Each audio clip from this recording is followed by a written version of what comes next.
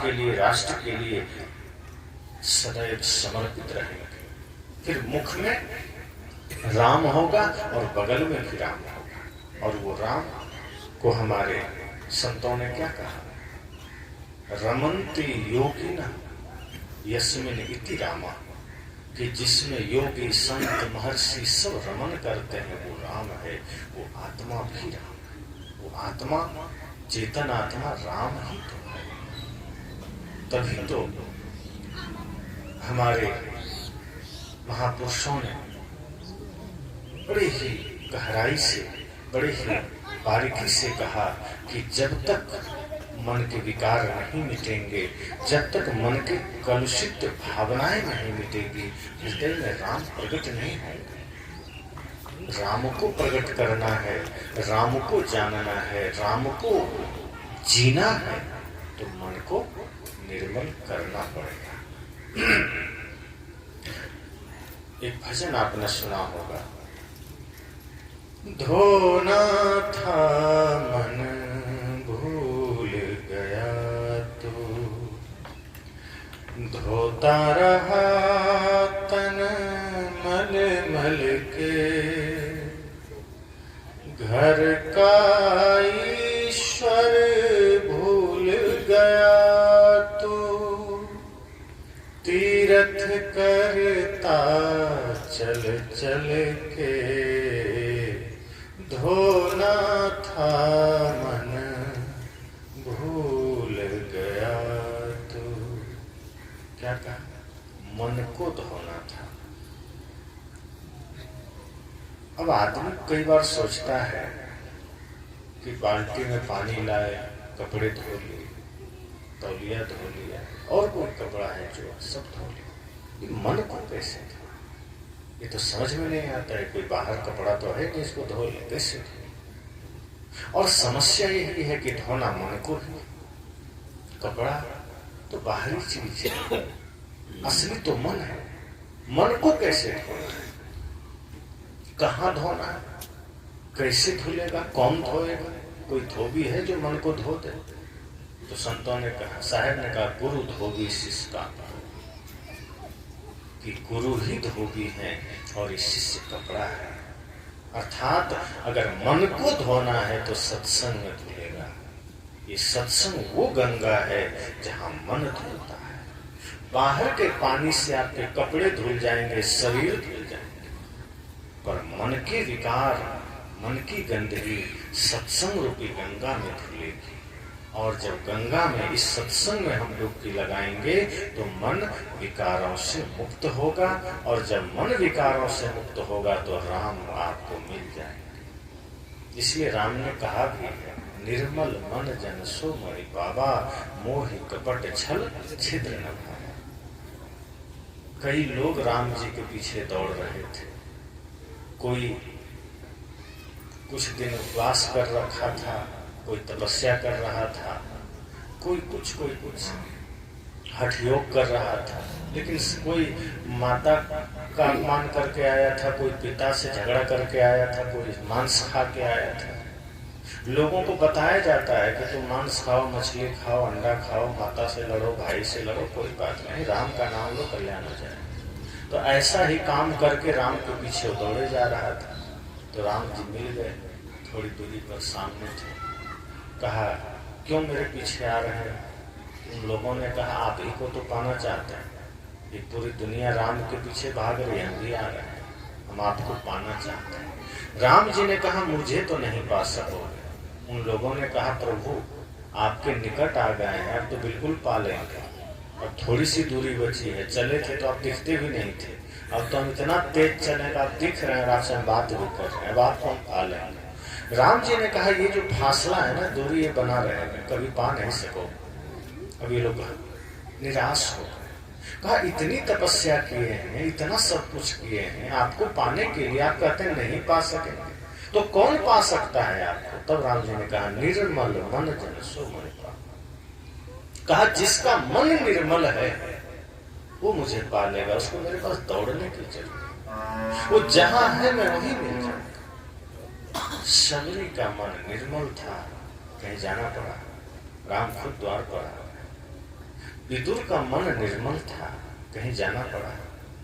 दुर्योधन का मेवा त्याग दिया कृष्ण, कहा तुम्हारा मेवा नहीं खाएंगे, तुम्हारा 56 भोग नहीं खाएंगे। कहाँ चले गए? बिना बुलाए विदुर के घर चले गए। विदुर तो बुलाए भी नहीं थे, लेकिन विदुर के जीवन में भक्ति थी, श्रद्धा थी, निर्मल मन था, इसलिए 56 भोग त्याग दिया श्री कृष्ण ने। लेकिन विदुर के घर का साग और रोटी भी अमृत से अधिक स्वादिष्ट हो गया। संत कहते हैं जब आपका मन निर्मल हो जाता है तो समझो राम आ गए। जब आपका मन निर्मल होता है तो समझना आपका घर मंदिर बन गया। तो वहां एक मंदिर बन रहा है, उस मंदिर से आपने क्या सीखा? मंदिर बने न बने, आपका घर, आपका जीवन अगर मंदिर बन गया तो राम तो हर घर में आ गए। राम का आना क्या है? राम का आना सिर्फ राम का नाम का आना नहीं है, राम के मूर्ति का आना नहीं है, राम के आदर्श का आना जिस दिन हो गया समझना राम का आना हो गया। जिस दिन भारत पुनः अपने अतीत के उन गौरवमयी इतिहासों को संजो लेगा, पुनः उसी भाव में आ जाएगा। जब ये कहा जाता था कि सर्वे भवन्तु सुखिनः सर्वे सन्तु निरामया, ये भारत का उद्घोष रहा। जिस दिन आपके हृदय से सबके लिए सुख की कामना उठ जाए, जिस दिन आपके हृदय से सबके लिए प्रेम की भावना उठ जाए, समझना राम का आगमन इस दिल में हो गया है। अभी तो हमारे हृदय से उठता है कि बस मैं सुखी हो जाऊं और बगल वाला तो महा दुखी हो जाए। अभी हमारे हृदय से यही पुकार उठता है कि हमारा घर बड़ा हो जाए, पड़ोसी का तो झोपड़ी में भी आग लग जाए तो अच्छा है। हमारा बच्चा पास हो जाए सारे एग्जाम और दूसरे का बच्चा फेल हो जाए, हमें धन मिल जाए दूसरे निर्धन ही रहे। संतों ने कहा नहीं, जिस दिन आपके हृदय से ये भाव जगेगा कि सर्वे भवन्तु सुखिनः, सबको सुखी कौन देख सकता है? जिसका मन निर्मल होगा। यही हमारा इतिहास रहा है। ये भारत ऋषि मुनियों का देश रहा है, संतों का देश रहा है, साध्वियों का देश रहा है, वीर वीरांगनाओं का देश रहा है। ये कायरों का देश नहीं है, ये निशाचरों का देश नहीं है। और कुछ निशाचर हुए भी हैं समय काल खंड में, तो उनसे हमारे देश की पहचान नहीं है। इस देश की पहचान राम, कृष्ण, बुद्ध, महावीर, कबीर, सुर, तुलसी से हुई, वीर भगत सिंह से हुई है, चंद्रशेखर आजाद से हुई है, नेताजी सुभाष से हुई। इस देश की पहचान इन्हीं महापुरुषों से हुई है। हम इनके आदर्श को क्यों ग्रहण नहीं करते? आज आपके बच्चे हीरो हीरोइन के पीछे क्यों भाग रहे हैं? क्यों आपकी बच्चियां रानी लक्ष्मीबाई को नहीं जानती, नहीं सुनती? क्यों आपके बच्चे भगत सिंह को नहीं जानते? क्यों उनका अनुसरण नहीं करते? आपके बच्चे राम के आदर्श को क्यों धारण नहीं करते? आज लोग कहते हैं क्या करें, बच्चे बिगड़ गए। कहां से बिगड़ गए? माँ के गर्भ में बिगड़े हैं, बाहर आकर के आपके संग से बिगड़े हैं। वो कोई पाकिस्तान थोड़े चला गया था वहां बिगड़ के यहाँ आया। जन्म लिया, आपके बीच रहा, आपने ही बड़ा किया, आपने ही संस्कार दिया, वो बिगड़ कैसे गया? अगर आपके बच्चों में दिव्यता नहीं उतरी, अगर आपके बच्चों में माता पिता गुरु की भक्ति नहीं उतरी, तो वो कोई दोष बाहर का नहीं, आपका दोष है। हम सोचते हैं हमारा बच्चा भी श्रवण कुमार की तरह हो जाए। कि श्रवण कुमार ने क्या किया? माता पिता की सेवा में अपना पूरा जीवन खपा दिया। माता पिता को कांवड़ में, डोली में रख करके 4 धाम की यात्रा करा दिया श्रवण कुमार। आज के बच्चे क्या करते हैं? लालच में, स्वार्थ में पड़ के अपने माता पिता को वृद्धाश्रम की यात्रा करा देते। 4 धाम की तो क्या ही कराए, कहां से कराए? वो भावना कहां से आए? माता पिता ही सर्वोपरि देव हैं, ये समझ में क्यों नहीं आता बच्चों को? क्योंकि हमने उसका लालन पालन, उसकी परवरिश धर्म से वंचित होकर किया है। हमने अर्थ को मूल में रखा है, हमने संसार को मूल में रखा है, हमने माया को मूल में रखा है, हमने स्वार्थ को मूल में रखा है। और जहां स्वार्थ मूल में हो जाता है वहां बच्चों में परमार्थ का भाव कभी नहीं आता, त्याग का भाव कभी नहीं आता, भक्ति का भाव नहीं आता। और जो आप बोते हैं वही आप काटते हैं, दूसरा कुछ नहीं मिलता। आप अगर आम का पौधा बोएंगे तो क्या उससे बबूल के कांटे मिलेंगे? लेकिन बबूल का पेड़ बोएंगे तो बबूल का कांटा जरूर मिलेगा, फिर आम का फल नहीं मिलेगा। इसी तरह से अगर बच्चों में दिव्यता आप डालेंगे, सही संस्कार देंगे, सही माहौल देंगे, तो ये बच्चे आपको भी नहीं, इस राष्ट्र को भी दिशा दे सकते हैं। इन्हीं बच्चों में से कोई भरत हो गए थे, कोई वीर शिवाजी हुए, कोई राम हुए। ऐसे ही जन्म लेने वाले सब छोटे छोटे नन्हे नन्हे बच्चे थे। सबको सही संस्कार मिला, माता पिता का बढ़िया संस्कार मिला, ज्ञान मिला, संतों का आशीर्वाद मिला। कोई चंद्रगुप्त, कोई अशोक, कोई चाणक्य हो गए, कोई कबीर, कोई सुर, कोई तुलसी हो गए। आज भी बहुत से महापुरुष हैं। एक आदमी ने कहा कि आज सच्चे संत नहीं,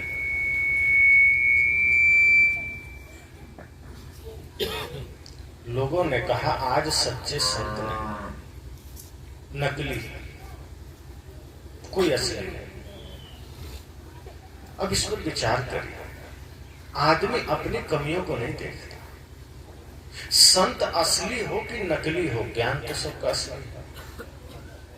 मान लीजिए कोई नकली ही बोल तो सत्संग ही रहा हो, अगर वो कहता है कि माता पिता का सम्मान करो, मांस मछली छोड़ दो, सबसे प्रेम रखो, भाई से प्रेम रखो, तो ये बात गलत है क्या? अगर कोई नकली ही बोला है तो आपके लिए तो असली है वो संत, वो विचार। संत को रहने दीजिए नकली, उसका देह से आपको क्या लेना देना? आपको उसके ज्ञान से लेना देना है। आप दुकान पर जाते हैं मिठाई खरीदने, तब मिठाई के बारे में जानते हैं कि मिठाई बढ़िया है कि नहीं, कि हलवाई का पूरा डिटेल निकालते हैं, हलवाई कैसा है निकालते हैं क्या? कि नहीं, पहले हलवाई के बारे में जानेंगे, अगर ये सही होगा तभी मिठाई लेंगे। क्या लेना देना, वो मिठाई बेच रहा है, लेते हैं, खाते हैं, मन आपका भर गया, हो गया। अगर कोई मिठाई के दुकान पर चोरे बैठ के अगर मिठाई बेच रहा है, आप क्या करते हैं? मिठाई लेके चल देते हैं। कोई दुष्टात्मा बेच रहा है, लेके चल देता है। मिठाई से मतलब रखिए, कहाँ है, कौन है, किस, उसका पिता कौन है, उसका गांव क्या है, उसका कैरेक्टर सर्टिफिकेट आपको निकालने क्या जरूरत है? और एक बात और ध्यान रखिए, असली का ही नकली होता है। अगर असली है तभी नकली चल रहा है, अगर असली होगा ही नहीं तो नकली किसका बनेगा? नकली ऐसे बन जाएगा। असली नोट है तभी तो उसका नकली नोट बाजार में आया है। इसका मतलब असली भी कहीं है, उसी का नकली आज चल रहा है। तो उस असली का खोजिए, वो आपका काम है कि असली तक पहुंचना है। लेकिन ये कह देना कि असली संत ही नहीं है, ये नकली कहां से आया? असली है तभी उसका डुप्लीकेट आया है ना। डुप्लीकेट किसका आया? असली का ही है। असली जब नहीं होगा, अब चीन क्या करता है? ओरिजिनल सामान का डुप्लीकेट बनाता है। तो ओरिजिनल तो चाहिए ना, जब ओरिजिनल होगा ही नहीं तो डुप्लीकेट किसका करेगा? कॉपी तो ओरिजिनल का ही हो सकता है। इसलिए असली संत हैं, उनको कम से कम माध्यम तो नकली ही बन जाता है कई बार। उनसे आपको सुनते हैं, सीखते हैं, उसी से फिर आप असली की खोज कर लेते हैं। इसलिए सत्संग आपको सब कुछ का भेद बताता है। ये सत्संग आपको एकदम यथार्थ ज्ञान देता है। और सत्संग किसी संप्रदाय का नहीं होता, सत्संग किसी जाति विशेष का नहीं होता। सत्संग मानव मात्र का होता है, बल्कि प्राणी मात्र का होता है। और जो सच्चे संत होंगे वो न किसी जाति में बंधे होंगे, न किसी संप्रदाय में बंधे होंगे। उनके लिए संपूर्ण विश्व उनका परिवार होगा। और अगर थोड़ा सा राष्ट्र भाव से लेंगे तो ये देश उनका अपना पूरा परिवार होगा। सभी लोग उनका अपना लोग होंगे, किसी से कोई विरोध नहीं। जो चाहे कोई राम को मानते हैं, कृष्ण को मानते हैं, चाहे कोई बुद्ध को माने, चाहे कोई महावीर को माने, क्या दिक्कत है? मान तो महापुरुषों को ही रहे, मान तो किसी न किसी दिव्यात्मा को ही रहे हैं। हाँ, कोई रावण की पूजा कर रहा है और वो मांस मछली खा रहा है, मदिरा पी रहा है, माता पिता को लात मार रहा है, तब भी संत उससे नफरत नहीं करते, उसको सुधारने का प्रयास करते कि कोई बात नहीं, गलतियां इंसान से ही होती। जब तक अज्ञानता है, गलत राह पर चल रहे, ज्ञान का दीपक जलेगा, सारी अज्ञानता मिट जाएगी। और वही आदमी जो अब तक अनादर करता था माता पिता का, उन्हीं के चरणों में फिर उसे तीर्थ नजर आने लगे। वेद में तो कहा ही गया है ना, मातृदेवो भव, पितृदेवो भव, आचार्य देवो। वेद को सबसे पुराना ग्रंथ अगर माना जाए या मानते हैं तो उसमें सबसे बड़ा देवता 3 ही आया है, माता पिता और गुरु। चौथा कोई देव नहीं जिनको माना जाए। लेकिन देवत्व का भाव सब में होना चाहिए। जैसे लोग कई जगह बोल देते हैं कि बोलिए अपने अपने माता पिता की जय, तो सिर्फ अपने अपने नहीं, दूसरे के माता पिता की भी जय बोलने में कोई दिक्कत नहीं, क्योंकि माता पिता सबके होते हैं, वो सभी दिव्य होते हैं। कोई कोई माता कोई कोई पिता भी गलत होते हैं। अब जैसे प्रहलाद बेचारा, उनका बाप ही गड़बड़ था, हिरण्यकश्यप। तो कोई कोई पिता भी गड़बड़ होता है, लेकिन पुत्र बढ़िया होकर के पिता को भी तार देता है। और कोई कोई पिता बढ़िया है, पुत्र भटक जाता है। महात्मा गांधी जी के पुत्रों के बारे में कहा जाता है शराबी जुगाड़ी थे, भटके हुए थे। गांधी जी इतने महात्मा। तो ये अपवाद होता है।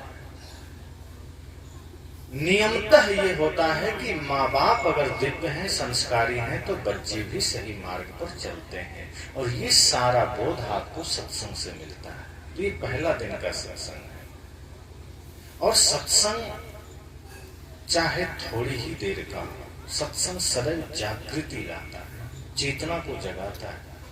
सच्चे संत आपको ये कभी नहीं कहेंगे कि तुम बस सत्संग सुन लो मुक्ति मिल जाएगी। सत्संग मुक्ति नहीं देता, सत्संग मुक्ति का मार्ग देता है। सत्संग आपको पापों से मुक्ति नहीं देता है। सत्संग ना पाप करने की सलाह और पुण्य अर्जित कैसे होगा इसका ज्ञान देता है। ऐसे भी कुछ ढोंगी लोग होते हैं, हर जगह होते हैं, हर जगह, यहाँ ही नहीं संपूर्ण दुनिया में, जो आपको ऐसे ऐसे चीजों में उलझा देंगे कि आप सही कर्म करना ही भूल जाएंगे।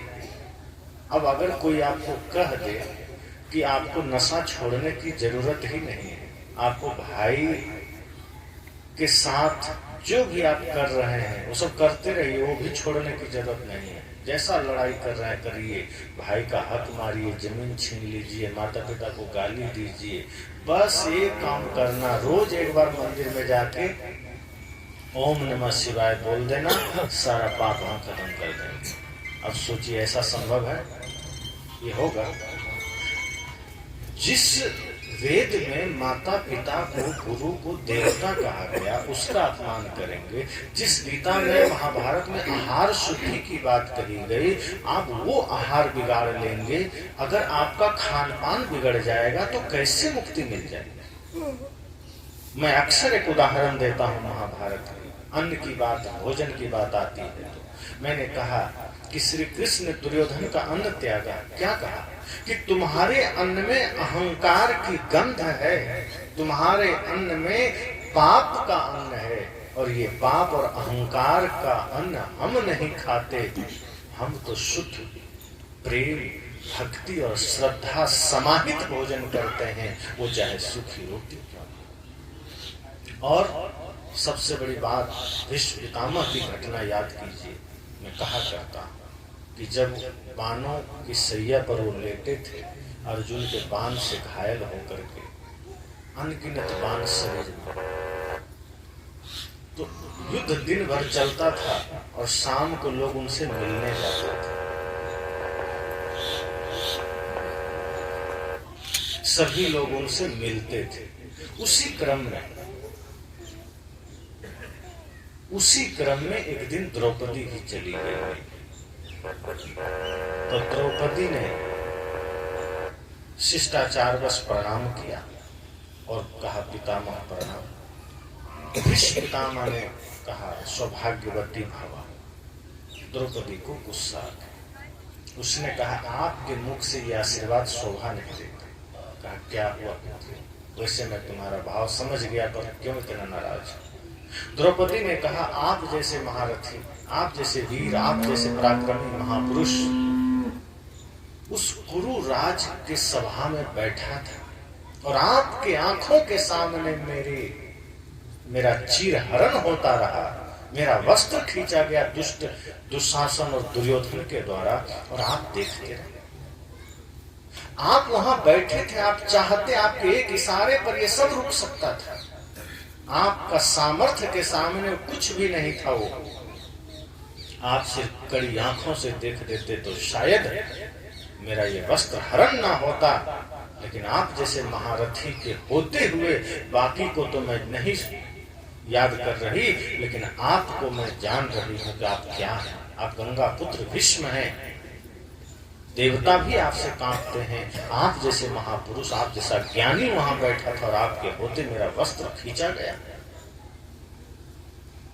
और आज आप मुझे सौभाग्यवती का आशीर्वाद दे रहे हैं। जब आपका बल मेरी रक्षा न कर सका, आपका ज्ञान मेरे स्मिता न बचा सका, तो आज किस मुख से आप सौभाग्यवती का आशीर्वाद दे रहे हैं।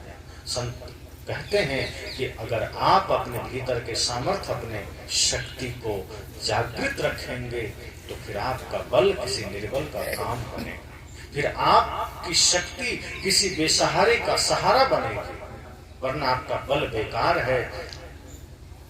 द्रौपदी ने कहा उस दिन आपका बल कहाँ गया, उस दिन आपका ज्ञान कहाँ गया, उस दिन आपकी शक्ति कहाँ गई। विश्व पितामह ने बड़ी गजब की बात कही।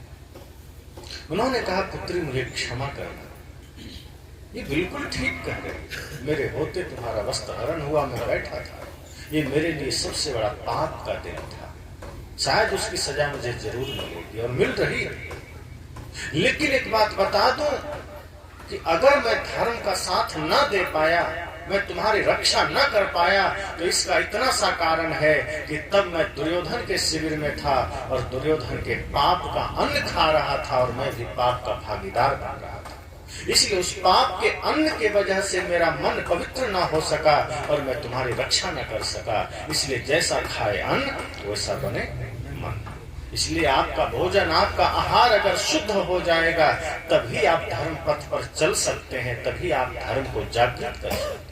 अगर कोई आपको कहता है कि मांस मछली मदिरा खाते रहो, भगवान का नाम लो पार हो जाओगे, तो समझना कि वो धोखेबाज है, वो आपको उसे धोखा दे रहा है। वो खुद भी डूबा है, आपको भी डुबाने के चक्कर में।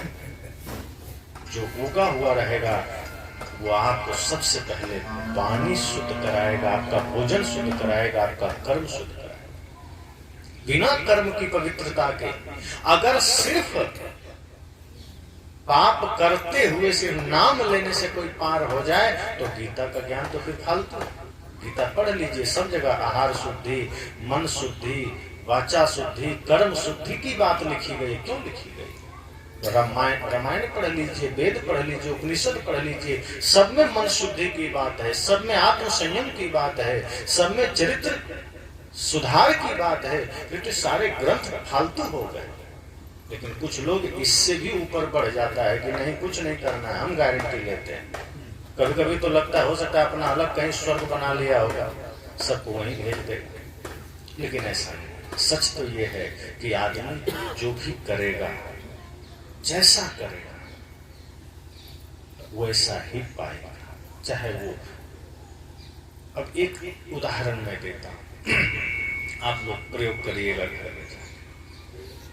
खूब ओम नमः शिवाय और गायत्री मंत्र पढ़िएगा 1 घंटा। उसके बाद एक बबूल का पेड़ लगा दीजिए और 2-4-5 साल के बाद अगर आम का फल उससे आ जाए तो फिर मैं समझ जाऊंगा कि मंत्र में पावर था। क्योंकि मंत्र भले आपने सही से पढ़ा है, पर कर्म आपने सही नहीं किया। अगर मंत्र के साथ साथ कर्म भी सही कर देंगे तो फिर बात बन जाएगी। और आप अगर मंत्र पढ़ के, यज्ञ करके, हवन करके, नाम जप करके बबूल का पेड़ लगाए हैं तो आम कभी नहीं मिलेगा। लेकिन बिना मंत्र जप के आम का पेड़ लगा दीजिए तो आपको आम का फल मिलेगा। खेत में अगर आपने गेहूं बोया है तो धान नहीं काट सकते। अगर आपने गलत कर्म किया है तो कोई नाम जप से ठीक नहीं हो सकता। हाँ, नाम जप से एक काम हो सकता है। अगर आप सच में निष्ठा पूर्वक कोई भी नाम जपते हैं, अगर समर्पण से जपते हैं, तो क्षण भर के लिए मन में शांति आ सकती है, मन स्थिर हो सकता है, मन एकाग्र हो सकता है। इतना ही उसका प्रभाव। जैसे कुछ लोग तो नाम जप को भी अब ड्यूटी समझ के लेते हैं। किसी को गुरु ने कह दिया राम राम जपो, या गुरु नाम लो, या सतनाम जपो, या सदगुरुए नमः कहो, सदगुरु शरणम कहो, ओम नमः शिवाय कहो, तो आज आदमी उसको भी एकदम नियम से और ड्यूटी समझ के करता है। राम राम राम राम मुख से चल रहा है, इधर चिंता चल रही है, दुकान पर क्या हो रहा होगा, खेत में क्या हो रहा होगा, बच्चे कहाँ होंगे, पड़ोसी पता नहीं क्या प्लान बना रहा है। 2-4 आदमी हंस दिया, राम राम चल रहा है, देख लिया कोई हंस दिया, अब पता नहीं मेरे ऊपर क्यों हंस दिया, अब टेंशन हो रहा है, मुख में राम राम राम। इसका मतलब वो राम से मुख में चल रहा, तो राम भीतर उतरा नहीं। जब राम राम कहें तो इतनी एकाग्रता से आप कहिए, वो सारी चेतना मन सब राम के नाम में केंद्रित हो जाए। फिर देखिए